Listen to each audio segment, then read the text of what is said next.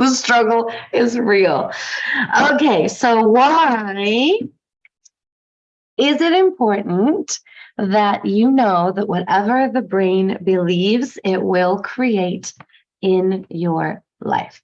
We're going to go through that. I'm going to try to go through it as quickly as possible, but we're going to see. We're going to see about this, okay? Let's see here. No, that's not what I wanted. Stop that. Goodness, I want my whiteboard. Okay, here we go. Okay, perfect. Okay, so each one of your brain cells, okay, is called a neuron, right? So you've got your brain cells here, and those are neurons. And these are the synapses, and so our brain cells form little lines here, and those are called neural pathways. Okay, so you've got neurons, they form a line, they turn into neural pathways. So far, so good. Then some neural pathways will actually join together, and they will become neural networks. And now I can only draw one at a time, right? But these neural networks are trillions of brain cells, okay, all joined together to form a kind of a network, right? When you see, if you were to see a brain scan, they send electrical pulses through the brain, and it lights up different parts of the brain. Okay, well, the parts that are lit up, that the energy is traveling along neural networks. Got it? Just groups of brain cells grouped together so that it allows energy to transfer through. Okay, so that's part one of the brain and how the brain is made up. So we've got that and we've got that. Okay, so the neural networks actually support your beliefs. Okay, so the way that the neural networks join together, come together, are essentially to create a support system that represents your beliefs, that carries the energy down these tubes of belief, okay? Like imagine that the electrical impulse is the water in a water slide. The neural network would be the actual slide part, okay? And the slide is the belief itself. Got it? So when these neurons are pieced together, they create this slide, and that is the belief itself. So we've got these neural pathways, we've got these neural networks. They support and are the beliefs, okay? And then energy travels down these neural pathways as it makes its way through the brain. Okay, super sciencey. Oh, you guys, I'm such a brain nerd. The brain is so fascinating. Yeah, I promise that I'm going to make it make sense. Well, I guess I can't promise that you'll understand it, but I will do my absolute best to explain why it's important that you know this truth. Okay, so we've got these information superhighways through the brain. Okay, so the brain also houses automatic behavior. This is your brain. I'm not very good at drawing brains, as you can see, but your brain houses in the unconscious mind all automatic behavior. And I'm going to do a diagram about that in just a minute. This is just an important point for me to drop a pin in, just letting you know that the brain houses automatic behavior. What is automatic behavior? Automatic behavior are things that you do without thinking about them, right? So breathe, eat, sleep, hopefully, for some of you. Think, speak, right? Pick our words. Most of the time, we're not necessarily sitting there going, how do I want to formulate a sentence? But there was a time where choosing our words to make up a sentence was a conscious choice. Now it's become unconscious. It's an automatic behavior, right? Facial expressions, emotional reactions. These are all automatic behaviors. Also, everything that we see, everything that we hear, everything that we feel. I mean, I said emotions, but also the stories that we tell based on events that happen in the outside world. Also, all automatic behavior. Okay? Behavior that happens automatically. What you see, what you hear, what you think, how you think, what you remember. Okay? So the brain houses all of these automatic behaviors. Cool. Okay. So that seed has been dropped. Let's move on to another important point for you to know. Every second, the brain is receiving 11 million bits of information. Every single second. Now, that is stimuli in the outside world and in the inside world. So, and that includes everything that's happening within your body too, including your hormones and your emotions and your thoughts. Sometimes it feels like you're having a million just thoughts per second, right? I know I do. So the brain is receiving 11 million bits of information per second, but can only process up to 64 bits. What? Yes. So we're receiving 11 million and we process 64, which means we can do something with 64 pieces of information of that 1 million. What happens to the 11? Sorry. What happens to the rest of that 11 million? It goes in the dump. Now, if any of you have seen Inside Out, there's the big dump with all the memories, right? We have that. We have a big dump where all the rest of those things go. Now, unlike, there's kind of a process that happens, but they don't just spontaneously, that information doesn't just spontaneously disappear like it does in the movie. There is a process of venting where sometimes the dump is cleared out a little bit and then we take in more stuff, but usually it's a little bit more specific and intentional than just random. Okay, we're not going to go into that today. Just have to know of the 11 million bits, we can only use, recognize, process 64 pieces of information. Okay. Which 64 bits of information do we process? We process the 64 bits of information that are supported by our neural pathways and our neural networks. Okay. The stronger the neural network, the more it has been reinforced, the stronger the belief, the more evidence there is to support it, the more likely it is that belief will choose which of the 64 bits of information are processed per second. Per second. It's phenomenal. By the way, I'm not making this up. You can Google this. This is all scientific. I'm just synthesizing it for you real quick in a way that's really easy to understand. Hopefully. I know it's kind of dense, but just stick with me. I promise I'll make it make sense. I promise that I will do my best to make it make sense to you. Okay, good. So the energy travels down the path of least resistance. That is a natural law. The energy, the electricity, the thought energy, which is electricity, by the way, will travel down the path of least resistance. That's why it'll travel down the belief that is the strongest, that is the most used, that is the most reinforced. Okay. Now, we're pivoting to something slightly different, but still relevant. The brain controls everything in the body. Everything. Absolutely everything has to process through the brain. Okay? What does that mean?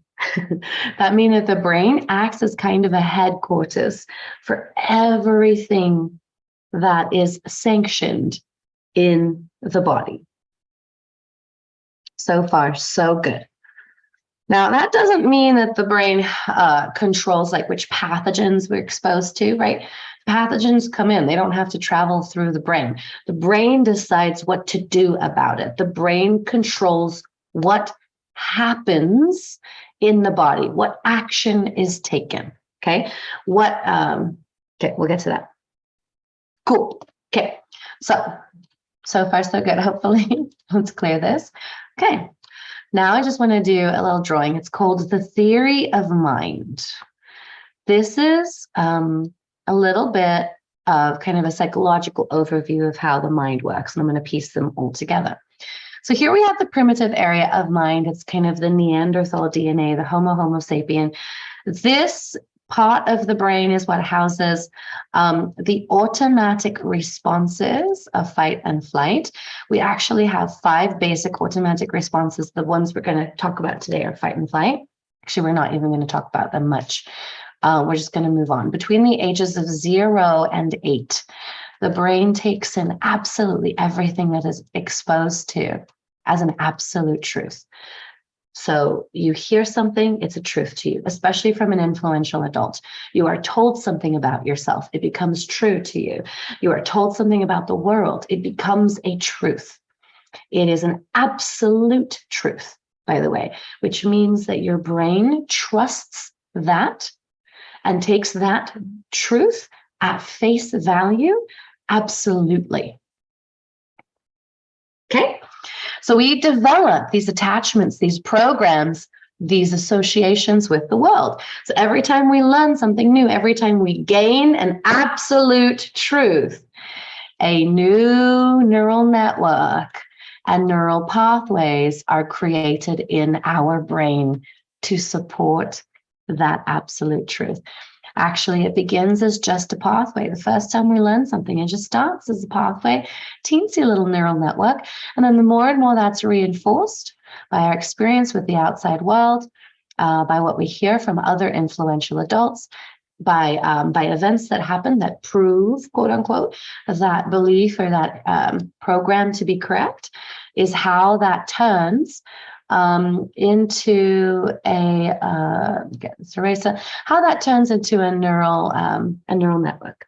Okay, so each of these beliefs, each of these associations, each of these programs has a supporting neural pathway, a supporting neural network in the physical brain. Got it. Okay. So in depth. Oh my goodness. See, I really love science. I'm super magical, but I really love science. So it's really important for those of my logicals that you understand how it's possible that when you get your brain to believe something, it will be created in your life. Uncategorically, it is inevitable. Okay. Doesn't mean you can control the outside world, doesn't mean you can control what happens to you. It just means that your brain will commit to it until it happens, which is what makes it inevitable. The only thing you can't control is the how and the timing. The how and the when. Okay, so you've got these programs. Between the ages of 8 and 12, we start to develop a filter called the critical mind. The critical mind now blocks, traps everything, all of these programs from before the age of 8, and now filters any incoming information. This entire thing is the unconscious, frequently referred to as the subconscious mind. The reason I prefer the term unconscious over subconscious is subconscious gives you a kind of misunderstanding that you might have somewhat access to this information, and you mostly don't. You mostly have no freaking clue what's going on down here. Okay, so I prefer unconscious to subconscious. It's literally the same thing. This, by the way, this primitive area of mind is also frequently referred to as like the reptilian mind, the monkey mind, all down here. That's what this guy is, okay? Nice.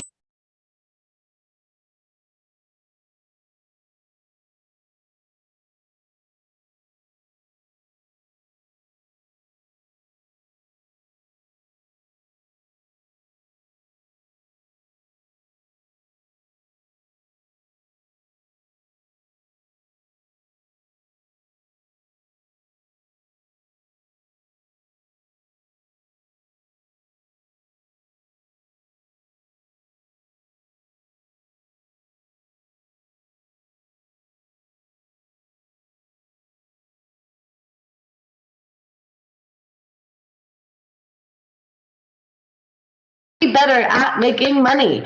And this thought comes in and it hits the critical mind. And the critical mind has to check with the unconscious programs to see if it can become automatic behavior. What happens when it's automatic behavior? The brain sets itself on the thing to make itself right and will not stop until that is your reality. Whew, powerful stuff. So everything in your brain, all the energy, all the momentum, everything is geared towards aligning with this thing that you consciously want. Except for, that's usually not what happens. Why? Because you have this thought, I like to make more money, and it hits the critical mind, and the critical mind goes, let me check and see what's down there to see if we can make this thought automatic behavior, automatic programming. And it comes back with, there's not enough money. You have to work hard for everything that you get, and it's still not enough. There's still not enough to go around. You don't deserve it. You haven't earned it. That's just not meant for us. I'm not worthy. There are better people out there who can do it better. There's a secret club with a special password, and I'm not part of the club, right? And any of these billions of limiting beliefs, limiting because they're not true, but they feel like truths, right? They feel like truths. And even more than that, your brain treats them as if they are true because they are part of the unconscious programs. Okay? They're part of the unconscious. They're already programs. Your brain treats them as if they are true. And then this thought, I would like to make more money, gets kicked right back out again. It doesn't become an automatic program. Okay. Okay. So, just want to decide if I don't want to keep this drawing on the main screen. I'll bring it back up if I need it. Okay. So if your brain believes something to be right, it will throw everything behind that belief. It will use all 64 bits of information that it has the ability to per second to support that belief. It will engage all the physical and psychological processes to support that belief. It will conjure up the emotions that support it, the memories that support it. It will make you forget everything that does not align with that thing that your brain believes. It'll just wipe it away. It sends it to the dump with the other 10.99 something bits of information, million bits of information, right? Anything that doesn't align with that belief. So, for example, if you have a limiting belief, everything bad happens to me. The 64 bits of information that your brain is going to choose to process per second are going to be which ones? Everything bad happens to me. So what does that mean? That means that your brain is only going to notice when bad things happen to you. That means that the emotions that you feel on a day-to-day basis are going to be ones that ensure that bad things happen to you. It means that your boundaries will be non-existent. Why? Because you can't have bad things happen and have consistent, firm, loving boundaries at the same time. So your boundaries are going to be non-existent. It's going to make you feel sad or withdrawn. Your energy is going to be low so that good people may not notice you. Good, quote unquote, right? It's going to loop narratives that will support everything bad happens to me. Maybe because everything bad happens to me because I'm a loser, because I don't work hard enough, because I'm pathetic, because I'm worthless, because I'm hopeless, right? Because I always make mistakes. So everything bad happens to me because God is mad at me, because the universe is a terrible place, right? All of these thoughts are going to loop All of these narratives are just going to loop around on thought loops in order to support this belief. Everything bad happens to me. It will make sure that you only hear the bad things, that you only see bad things, that you only remember bad things. When you're watching the news, when you're watching TV shows, the ones that you're going to be drawn to are the ones where bad things happen, because your brain has to support and reinforce this narrative, this limiting belief, because your brain has one job. It's not trying to be a dick, by the way. It's not trying to be a dick. It's just that your brain has one job, which is to keep everything the same. The brain recognizes that as safety. So your brain's one job is to keep everything the same. It's also a biological term called homeostasis. You may have heard of it, you may remember it, but that is the brain's entire job, is to keep everything the same. And what is the same? Well, when you have the belief, everything bad happens to me, in your unconscious mind, keeping everything the same means making sure that that's the belief that's reinforced. Okay? Ugh, shitty, right? Yeah, not cool. Not cool. However, if you have the belief, everything always works out for me, or everything is destined to support me, everything happens to me for me, in my favor, right? If you have a positive belief around things that happen, the 64 pieces of information are going to revolve around supporting that. You're going to see the good things that happen to you. You're going to hear the good things that happen to you. You'll remember the good things that happen to you. The thoughts that will loop around will be all of the good things and more reinforcement. And, oh, that person smiled at me. That just made my day. Good things happened to me. Oh, I found this extra money in my pocket. Good things happened to me.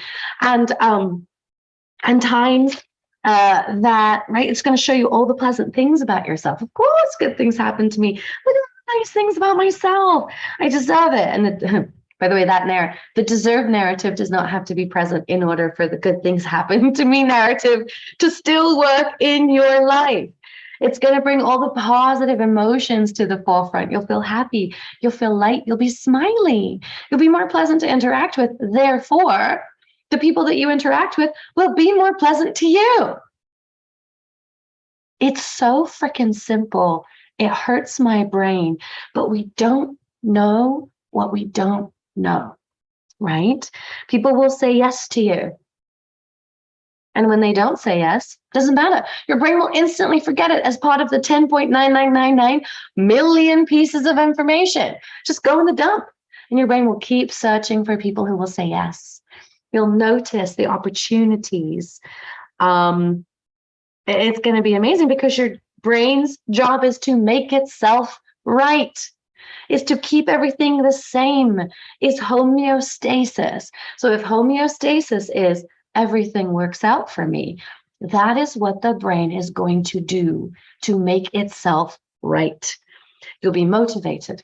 You'll be energized. You'll be excited. You'll be tenacious. Your brain simply won't stop until you have the thing that makes your brain right.